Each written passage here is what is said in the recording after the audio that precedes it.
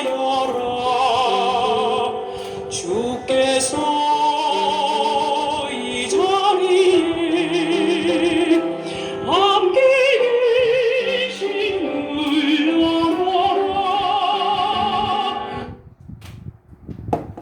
안녕하십니까. 여기는 호쿠마TV의 윤용구입니다. 호쿠마TV는 생명을 살리고 하나님의 기적을 체험할 수 있는 기쁜 소리의 순수복음 방송입니다. 오늘 여러분들에게 말씀드리고자 하는 대주제는 확실한 신앙 부흥 프로젝트입니다. 지난 시간에 확실한 신앙 부흥 프로젝트 안에는 10가지의 신앙 부흥 운동이 있다고 이야기를 했었는데요. 오늘은 이 10가지 신앙 부흥 운동 중에 세 번째가 되는 성령 충만 운동에 대해서 말씀드리도록 하겠습니다. 성령 충만 운동, 이 주제는 항상 아무리 강조해도 늘 부족하다 할 정도로 매우 결정적인 절대 주제임을 그리스도인들은 마음판에 깊이 새겨야 하겠습니다. 목회자들뿐만 아니라 일반 평신도들도 세상을 살면서 성령 충만하지 못하다면 악령에 사로잡혀 항상 인본주의와 물질주의의 노예가 되고, 또한 한낱 연약한 생물학적 존재로서 주변 환경과 여건에 휘둘려 넘어지기가 쉽고 남의 기분을 상하게 하고 부정적이며 자학적이고 염세주의적인 나쁜 영향을 주며 세상에 해악을 끼쳐 자기도 실족하고 남도 망하게 하는 폐변적인 불쌍한 사람으로 추락할 수 있기 때문입니다. 다시 말하면 세상을 살리는 하나님의 성령의 도구가 되어야 하는데, 거꾸로 세상을 망하게 하는 사탄의 종이 되어 세상과 공동체를 지옥으로 끌고 갈 가능성이 굉장히 높기 때문입니다. 성경의 요한복음 10장 10절을 보면 예수께서 도둑이 오는 것은 도둑질하고 죽이고 멸망시키라는 것뿐이요 내가 온 것은 양으로 생명을 얻게 하고 더 풍성히 얻게 하려는 것이라고 말씀을 하셨습니다. 예수께서는 여기서 마귀를 도둑이라고 표현하셨음을 알 수가 있습니다. 성령이 충만하지 못하면 자기도 의식하지 못하는 사이에 악령 곧 마귀에 사로잡혀 예수님이 말씀하신 바와 같이 도둑 곧 마귀가 성령이 충만하지 못한 사람에게 들어가 그 사람에게 사람을 죽이고 해코지하는 사상과 악한 생각을 집어넣어 부정적인 말이나 파괴적인 행동을 하게 함으로써 주변 사람들에게 음울한 사상을 갖게 하고 과거 지향적이며 피해망상과 패배의식과 우울감을 심어줌으로써 남을 병들게 하고 마침내 망하게 만드는 마귀의 종이 되어 세상에 있어서는 안 되는 폐륜적인 악한 존재로 추락하게 되는 것입니다. 우리들 주위에 이런 사람들이 교회와 다른 공동체와 가정에도 해악을 끼쳐 불행을 자초하는 경우가 적지 않다고 하는 것입니다. 그래서 성령 충만은 아무리 강조해도 부족하다고 말할 수밖에 없는 것입니다.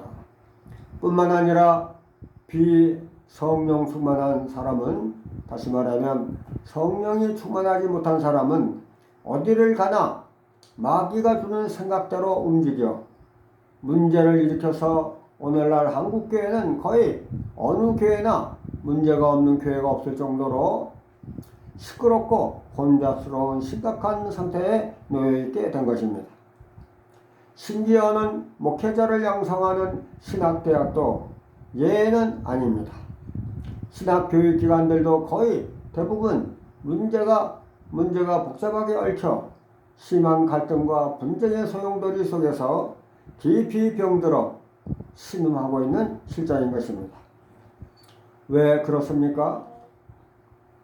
성령 충만하지 못함으로 말미암아 성령이 충만하지 못함으로 말미암아 부지부식간에 결과적으로 마귀의 종이 되어 거짓과 사기와 음해와 시기와 갈등과 다툼과 거꾸로뜨림과 죽이는 악령 곧 마귀가 깊숙이 역사하기 때문인 것입니다.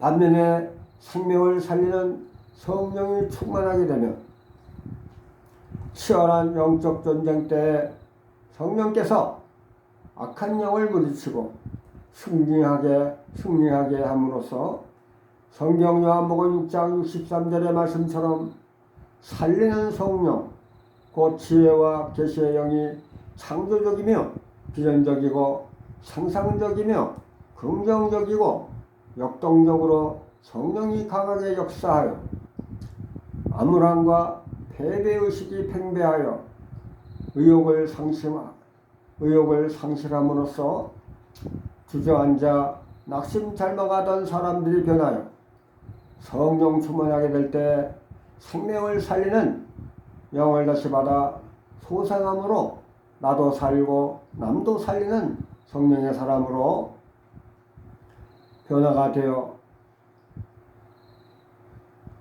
최후의 승리자가 될 수 있는 것입니다. 그러면 이제는 성령 충만을 받는 비결을 살펴보도록 하겠습니다.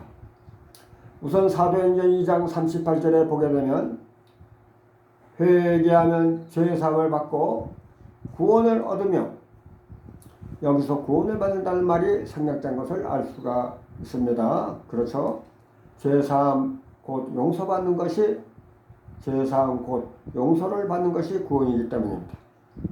그래서 다시 말씀드리면 사도행전 2장 38절에 보게 되면 회개하면 죄사함을 받고 구원을 얻으며 성령을 선물로 받는다고 말씀하고 있습니다. 또 사도행전 4장 31절을 보면 성전이 진동하도록 뜨겁게 기도하여 모두 성령의 충만함을 받아 담대히 복음을 전파했다고 말씀하고 있습니다. 이처럼 성령 충만의核心적인 비결은 결국은 참회와 통성기도임을 알 수가 있는 것입니다. 사도들이 기도할 때 성전이 진동했다고 하는데, 사도들이 기도를 할 때요 성전이 진동을 했다고 하는데 왜 그랬을까요? 극심한 고난 중에 사도들이 울부짖어 매달려 몸부림치며 뜨겁게 기도하므로 주변이 진동했던 것을 주변이 진동했던 것임을 알 수가 있는 것입니다. 고로 성령 충만의 비결은 참회와 통성기도임을 우리는 직감적으로 깨달을 수 있는 것입니다. 그러면 이제는 성령 충만의 유익은 무엇입니까? 먼저 사도행전 2장 7절로 11절을 보게 되면 지혜와 치유의 은사와 영들 분별과 방언 등 성령의 악가지 은사를 받을 수 있고, 갈라디아서 5장 22절로 23절을 보면 사랑과 충성과 오래 참음과 절제 등 성령의 9가지 열매를 맺을 수 있어 성령의 도우심으로 다양하게 지혜롭고 유익하며 권능 있는 은혜로운 사람으로 변화를 받아 어리석고 매사에 부정적이며 퇴행적이고 파괴적이며 실패할 수밖에 없는 사람이 크게 변화를 받아 가정과 교회를 바르게 세우고 유익하며 지혜롭고 생산적이며 미래지향적이고 사람에게 덕을 세우고 가장 선한 성공적인 그리스도인이 되어 예수님의 작은 제자로 거듭나게 되는 것입니다. 성공적인 훌륭한 성도로 살게 되는 것입니다.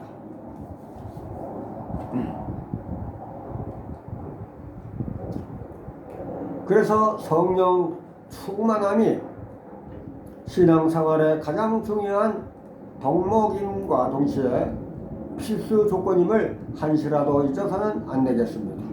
할렐루야. 고로 성령 충만함은 성도들과 교회와 성도 공동체를 잘 살리는 가장 큰 필수 조건이 되며 부흥의 핵심 무기가 되는 것입니다.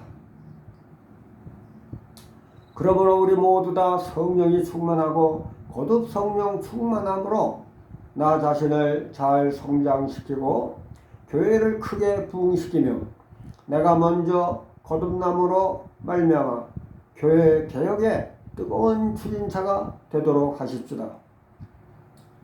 그리하여 계속 성령 충만 운동의 확산을 위해 가열차게 매진하도록 하십시다. 우리 성도들은 첫째도 성령 충만, 둘째도 성령 충만, 셋째도 성령 충만이 되어야 하는 것입니다. 할렐루야. 여호와니시 우리에게 믿음을 주시는 여호와 하나님이십니다. 믿으시면 아멘 하시기 바랍니다.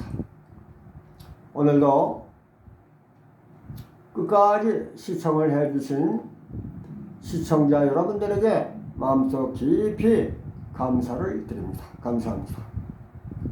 다음 이 시간에 또 뵙도록 하겠습니다.